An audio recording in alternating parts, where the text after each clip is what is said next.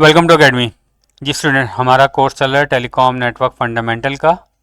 और इस वक्त इसका लेक्चर नंबर 7 आपके सामने मौजूद है। और जो आज टॉपिक हम कवर करेंगे वो है 2G मोबाइल नेटवर्क। पहले 4 लेक्चर्स के अंदर हमने बिल्कुल बेसिक से स्टार्ट किया, बिल्कुल बेसिक कॉन्सेप्ट आपको डिलीवर किए।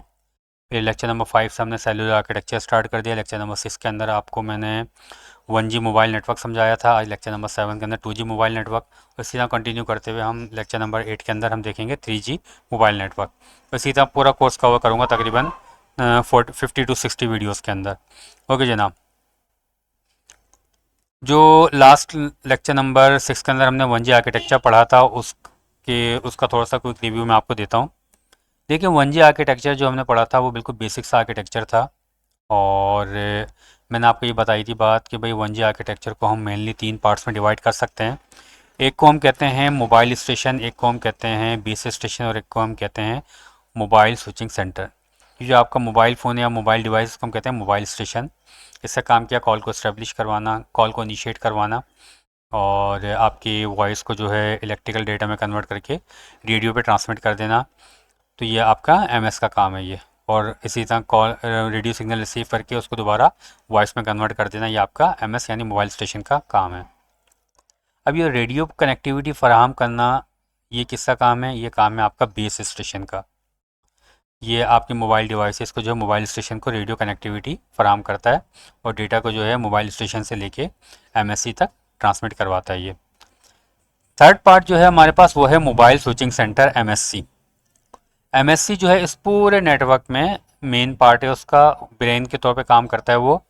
अब ये आप ये देखें कि जितने भी टावर्स जो हैं, जितने बेस स्टेशन है वो सब के सब आपके एमएससी के साथ कनेक्टेड हैं। यानी टावर्स को कंट्रोल करना भी एमएससी का काम है। टावर्स पर कौन कौन सी फ्रीक्वेंसी आएगी, कितनी पावर यहाँ से इनिशिएट होगी, तो ये सब एमएससी का काम है। कॉल को स्टेब्लिश करवाना एमएससी का काम है। कॉल की बिलिंग करना एमएससी का काम है। कॉल को ऑथेंटिकेट करना, यूज़र को ऑथेंटिकेट करना, ये एमएससी का काम है। और अगर कोई आपका यूज़र जो है मोबाइल यूज़र पीएसटी नेटवर्क पे बात करना चाहे तो उसकी भी आउटसाइड नेटवर्क यानी पीएसटी नेटवर्क से कनेक्टिविटी बनवाना, ये भी एमएससी का ही काम है। यानी एमएससी का मेन पार्ट है आपके 1G आर्किटेक्चर के अंदर। जब हम 2G आर्किटेक्चर की जानिब आते हैं तो 2G आर्किटेक्चर जो है 1G आर्किटेक्चर से काफ़ी हद तक चेंज हो जाता है। जो आपका 2G आर्किटेक्चर है उसको हम मेनली डिवाइड कर सकते हैं 4 पार्ट के अंदर। एक है मोबाइल स्टेशन, एक है आपका बेस स्टेशन सब सिस्टम, एक है आपका नेटवर्क स्विचिंग सब सिस्टम और एक कहलाता है ऑपरेशन एंड सपोर्ट सब सिस्टम। यानी ये एमएस है आपका, ये आपका बीएसएस है, ये आपका एनएसएस है और ये आपका ओएसएस है। अब मैं एक एक पार्ट को आपको डिटेल में समझाता हूँ। देखें जो आपका एमएस है मोबाइल स्टेशन, इसको हमने 2 पार्ट में डिवाइड कर दिया है 2G आर्किटेक्चर के अंदर। एक पार्ट कहलाता है सिम, यानी जो सिम जो है 2G आर्किटेक्चर जब आया था, जब इंट्रोड्यूस हुआ था सिम हमारे पास। और एक कहलाता है मोबाइल डिवाइस, यानी मोबाइल डिवाइस और सिम को अलग-अलग हम कर सकते हैं। यानी आप मोबाइल से सिम निकाल के किसी दूसरे मोबाइल में लगा सकते हैं तो वो मोबाइल आपके नेटवर्क के साथ कनेक्ट हो जाएगा। तो सिम का काम क्या है? यूज़र की ऑथेंटिकेशन करवाना, नेटवर्क के ऊपर आइडेंटिफाई करवाना, हाँ भाई ये इसी नेटवर्क का यूज़र है। अब ये सिम जिस मोबाइल पे नेटवर्क कनेक्ट होगी वो मोबाइल उस नेटवर्क के साथ कनेक्टिविटी फराहम कर देगा। और मोबाइल डिवाइस का काम क्या है? वही अपना वॉइस को इलेक्ट्रिकल में कन्वर्ट करवाना, ये सारे मामलात ये आपके मोबाइल डिवाइस का काम है। सेकंड पार्ट है हमारे पास बीएसएस। बीएसएस 2 हिस्सों में डिवाइड है, एक है बीएससी और एक है बीटीएस। बीटीएस जो आपने इर्द गिर्द अपने इर्द गिर्द ये टावर लगे देखोगे, उनको हम कहते हैं बीटीएस, बेस ट्रांसीवर स्टेशन। इनका काम क्या है? रेडियो वेव्स को ट्रांसमिट करना ताकि आपके मोबाइल की कनेक्टिविटी बन जाए और रेडियो वेव्स, वहाँ से आने वाली रेडियो वेव्स को रिसीव करना, ये बीटीएस का काम है। और मल्टीपल बीटीएस को एक बीएससी कंट्रोल करता है। क्या कंट्रोल करता है? कि भाई इनकी पावर कितनी होगी, नंबर 1। इनके आपस में कॉल का हैंड ओवर किस तरह होगा, नंबर 2। और सेल का साइज़ क्या रखना है, सेल पे कंजेशन आ गई तो उसको ये कंट्रोल करता है। ये सारे मामला जो है रेडियो से रिलेटेड सारे मामला ये बीएसएस के अंदर रिजॉल्व होते हैं, जो कि बीएससी हैंडल करता है। और बीटीएस जो है बीएससी के साथ कनेक्ट होता है। अभी मैं इन सारे पार्ट्स को अलग अलग इनके सारी डिटेल में आपको बताता हूँ, ये मेन मेन पार्ट में आपको डिस्कस कर रहा हूँ। तो जो हमारा 1G आर्किटेक्चर था वहाँ पे सिर्फ हमने कहा था एक बेस स्टेशन है, खाली टावर है वहाँ पे हमने कहा था, और हमने कहा था वो टावर सीधे जाके MSC के साथ कनेक्ट हो जाता है। तो यहाँ पे जो वही जो 1G वाला आर्किटेक्चर है, BS वाला आर्किटेक्चर, उसको हमने 200 में BTS और BSC में कन्वर्ट कर दिया। फिर हमने कहा था ये जाके MSC के साथ कनेक्ट हो जाता है, लेकिन यहाँ पे सिर्फ MSC नहीं है, यहाँ पे NSS है जिसके अंदर MSC भी है, साथ में VLR है, HLR है, AUC है, EIR है, GMSC है। ये सब क्या है मैं आपको बताता हूँ। देखें, VLR क्या होता है और HLR क्या होता है। इन दोनों का काम होता है कि जो यूज़र्स उनका रिकॉर्ड रखना, लेकिन ये HLR जो है बेसिकली ये है होम लोकेशन रजिस्टर, यानी जो इस MSC के अपने यूज़र्स हैं ना, उनका रिकॉर्ड ये HLR के पास होता है। VLR क्या होता है, विजिटर लोकेशन रजिस्टर, यानी कोई यूज़र किसी दूसरी MSC से उसकी कॉल मिलाता हुआ यहाँ तक पहुँच गया, कि दूसरी MSC का यूज़र यहाँ तक पहुँच गया, तो वो विजिटर है यहाँ पे, तो उसका रिकॉर्ड इसमें होगा। सही है। और ये दोनों VLR HLR दोनों MSC के साथ कनेक्ट हैं। MSC जब भी कॉल इस्टेब्लिश करेगा ये देखेगा हाँ भाई मेरा यूज़र है। सही है। अच्छा, फिर AUC ऑथेंटिकेशन सेंटर यहाँ से ऑथेंटिकेट करवाएगा उनको और इनके इंक्रिप्शन वगैरह करेगा। ये चीज़ें जो हैं आपके पास 1G मोबाइल नेटवर्क में नहीं थी। हम कहते थे कि यार वो अनसिक्योर है, वहाँ पे ऑथेंटिकेशन का और इंक्रिप्शन वगैरह का सारे मामला थोड़े से वीक थे, वो यहाँ पे अलग से अलग पार्ट में इनको डिवाइड कर दिया गया। एक कहलाता है GMSC, gateway MSC। Gateway MSC का काम क्या है कि अगर MSC से कोई, अगर इसी यहाँ से कोई मोबाइल है वो अपने MSC से या अपने नेटवर्क से बाहर यानी PSTN नेटवर्क पे कॉल करना चाहेगा, तो MSC जो है इसकी कॉल को जो है गेटवे MSC को भेजेगा, और गेटवे MSC जो है कॉल को PSTN नेटवर्क के साथ कनेक्ट करवा देगा। ये पूरा NSS के अंदर ये सारी चीज़ें आती हैं। एक कहलाता है OSS। OSS क्या करता है, OSS जो है MSC के साथ डायरेक्टली कनेक्ट होता है और उस पूरे नेटवर्क को कंट्रोल करता है, इस पूरे नेटवर्क को मॉनिटर करता है। अब ये सारी बातें मैं आपको डिटेल में थोड़ा समझाता हूँ। देखिए, BSS जो था, जिसमें BTS और BSC था, इसके काम किया है BSS handles radio communication between mobile and the network. ये बात हमने कर ली। कंपोनेंट्स ऑफ BSS दो हैं, एक BTS है और एक BSC है। BTS यानी जो आपके टावर हैं, कवर्स अ सेल, यानी टावर्स जो हैं वो उसके अंदर रेडियो वेव निकलती हैं अपने इर्द गिर्द, वो सेल का एरिया स्टैब्लिश करते हैं। सही है। Transmit and receive radio signal, ये बात हमने कर ली। Handles modulation and demodulation signals को मॉड्यूलेट करवाना, डीमॉड्यूलेट करवाना, इसका काम है। अब आपको मॉड्यूलेशन डीमॉड्यूलेशन पता है तो अच्छी बात है, नहीं पता तो अभी इंशाल्लाह इस कोर्स के साथ आप अटैच रहो। तो ये 60 वीडियोज़ मैंने इस तरह ऐसे ही नहीं रखी, मैंने काफ़ी डिटेल में आपको चीज़ें बतानी है आगे। ओके। बेस स्टेशन कंट्रोलर है सेकंड पार्ट, जो कि BTS को कंट्रोल करता है। मैनेज रेडियो रिसोर्सेज, हाँ भाई कौन से BTS पे कौन सी फ्रीक्वेंसी जाएगी, ताकि फ्रीक्वेंसी रीयूज़ को ज़्यादा अच्छी तरह यूटिलाइज कर सकें। अच्छा, परफॉर्म हैंड ओवर, कॉल को हैंड ओवर करवाना एक BTS से दूसरी BTS, एक MSC दूसरी MSC कॉल को इस्टेब्लिश करवा वो हैंड ओवर करवाना, ये आपका BSC का काम है। Controls power and frequency location, ये सारे बात हमने कर ली है। जो आपका मोबाइल स्टेशन है, मैं आपसे क्या कहा था कि mobile station consist of mobile equipment और सिम कार्ड, इन 200 पर मुश्तमिल होता है। इसका फंक्शन क्या, वॉइस कम्युनिकेशन करवाना, यूज़र की ऑथेंटिकेशन करवाना, ये हमने बात कर ली। अच्छा, OSS क्या करता है, OSS का काम क्या, नेटवर्क मॉनिटरिंग करना, फॉल्ट मैनेजमेंट करना, परफॉर्मेंस मैनेजमेंट करना, बिलिंग एंड मेंटेनेंस करना, ये आपके OSS का काम है।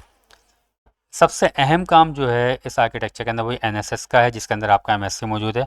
MSC बेसिकली ब्रेन होता है, उसकी सपोर्टिंग के लिए पूरा NSS का स्ट्रक्चर मौजूद है, जिसमें मल्टीपल कंपोनेंट्स शामिल हैं। अब NSS के अंदर जो है आपके पास सबसे मेन काम आपका MSC है, कॉल को सेटअप करवाना, कॉल को टर्मिनेट करवाना, कॉल की राउटिंग करवाना कि भाई कॉल कहाँ से कहाँ जाएगी, किस नंबर पर कॉल मिलानी है, तो सारी राउटिंग वगैरह MSC देख रहा होता है। मोबिलिटी मैनेजमेंट, आपके मोबाइल्स वगैरह को उसकी मोबिलिटी को कंट्रोल करना, ये आपका MSC का काम है। अच्छा, इंटरकनेक्शन विद PSTN, कोई बंदा जो है PSTN नेटवर्क पे कॉल करना चाहता है उसकी कनेक्टिविटी बनवाना, ये भी आपके MSC का काम है। होम लोकेशन रजिस्टर मैंने आपको क्या बताया, जो आपके अपने यूज़र्स होते हैं, परमानेंट सब्सक्राइबर डेटाबेस, वो यहीं पे होता है। Store user profile and services, सही है। अच्छा, विजिटर लोकेशन रजिस्टर क्या होता है, टेम्परेरी यूज़र कोई घूमता घुमाता आपके एरिया में आ गया, उसका रिकॉर्ड उसका स्टोर करना, उसको उसकी इन्फॉर्मेशन स्टोर करना, ये VLR का काम है। और ऑथेंटिकेशन सेंटर क्या, सब्सक्राइबर को ऑथेंटिकेट करना, इंक्रिप्शन करना डेटा की, ये सारा ऑथेंटिकेशन सेंटर का काम है। अच्छा, इक्विपमेंट आइडेंटिटी रजिस्टर, ये मैंने आपको नहीं बताया, ये जो यहाँ पे लगा हुआ है आपके पास, ये इक्विपमेंट आइडेंटिटी रजिस्टर, ये भी MSC के साथ कनेक्ट होता है। ये क्या करता है, जितने भी आपके मोबाइल डिवाइसेस कनेक्टेड होते हैं MSC उनका IMEI नंबर दिखता है कि भाई ये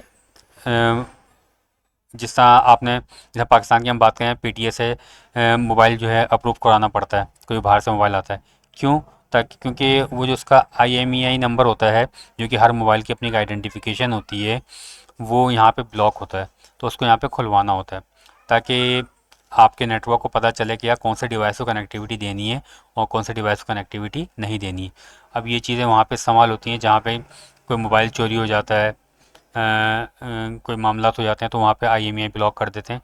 तो वो कहाँ से ब्लॉक करते हैं, वही इस जगह पे EIR के अंदर इक्विपमेंट आइडेंटिटी रजिस्टर के अंदर डाल देते हैं भाई कि भाई ये वाला मोबाइल ब्लॉक है, अब इसकी कनेक्टिविटी नहीं बनवाना। तो MSC जब कॉल इस्टेब्लिश करता है तो इन सबसे डेटा चेक करता है, तो वो इससे भी डेटा चेक करता है, देखते हैं हाँ भाई ये इसको अलाउ नहीं है, तो वो उसकी कॉल को इस्टेब्लिश नहीं करवाता।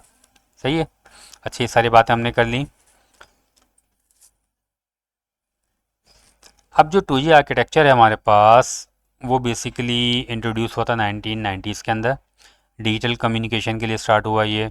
और जो हमारा 1G आर्किटेक्चर था वो एनालॉग कम्युनिकेशन था, ये डिजिटल कम्युनिकेशन है। Circuit switch voice voice network है। अच्छा, 1G के अंदर हमारे पास SMS की फैसिलिटी नहीं थी, 2G के अंदर हमारे पास SMS की फैसिलिटी है। और जो आपके पास जो मोबाइल टावर से लेके और मोबाइल तक जो कनेक्टिविटी है रेडियो वेव्स की, वो मैंने आपको बताया था 1G के अंदर जो है यहाँ पे हम इस्तेमाल करते हैं frequency division multiple access FDMA। यहाँ पे हम इस्तेमाल करते हैं 2G के अंदर TDMA time division multiple access. FDMA में क्या होता है कि भाई आपके पास एक फ्रीक्वेंसी का पूरा बैंड है, आप फ्रीक्वेंसी डिवाइड करते हो, कोई भी कॉल नहीं इस्टेब्लिश होती, उसको तुम एक हिस्सा इसको दे देते हो, दूसरा इसका दे देते हो, तीसरा हिस्सा इसका दे देते हो, ऐसा पूरा फ्रीक्वेंसी बैंड आपने ऑक्युपाई कर लिया। अब चौथी कोई कॉल आएगी तो उसको इंतज़ार करना पड़ेगा। जब भी टाइम डिवीजन मल्टीपल एक्सेस के अंदर टाइम स्लॉट्स बना दी जाती हैं, भाई ये टाइम स्लॉट्स तुम्हारी है, ये टाइम स्लॉट्स तुम्हारी है, तो इस तरह मल्टीपल कॉल्स को एक साथ आप अकोमोडेट कर सकते हो। तो इस तरह TDMA के अंदर कॉल की जो जो स्पेक्ट्रम की जो एफिशिएंसी है, उसको आपने ज़्यादा अच्छा इफेक्टिवली आपने उसको यूज़ किया कॉल इस्टेब्लिश करने के लिए, तो बेटर स्पेक्ट्रल एफिशिएंसी कहलाता है ये। इनक्रिप्टेड कम्युनिकेशन, इनक्रिप्शन यहाँ पे इस्तेमाल होती है। Wide coverage area and low cost solution है ये। अच्छा, टेक्नोलॉजी इसमें TDMA यूज़ होती है, टाइम डिवीजन मल्टीपल एक्सेस, मैंने बात कर लिया आपको। अच्छा, हमने कहा कि इसमें SMS की फैसिलिटी स्टार्ट हुई। और सेकंड थिंग के 2G जब स्टार्ट हुआ तो इसमें से वॉइस और SMS की फैसिलिटी थी, लेकिन फिर ये कि 2.5G आया जिसमें GPRS की इंटरनेट कनेक्टिविटी बहुत लो स्पीड में स्टार्ट हुआ। और फिर देन 2.75G आया हमारे पास, तो इंटरनेट की कनेक्टिविटी थोड़ी अच्छी हो गई यहाँ पे, यानी यहाँ से डेटा का कॉन्सेप्ट स्टार्ट हुआ 2G नेटवर्क से। तो 2G mobile phones popular world wide and introduce text messaging, ये सारे मामला इसके हुए। होपफुली आपको 2G आर्किटेक्चर में और 1G आर्किटेक्चर में थोड़ा सा फ़र्क समझ में आ गया होगा। वीडियो समझ में आई है तो इसको लाजमी लाइक और शेयर करना और इस कोर्स को ज़रा कंटिन्यू करना। Thank you.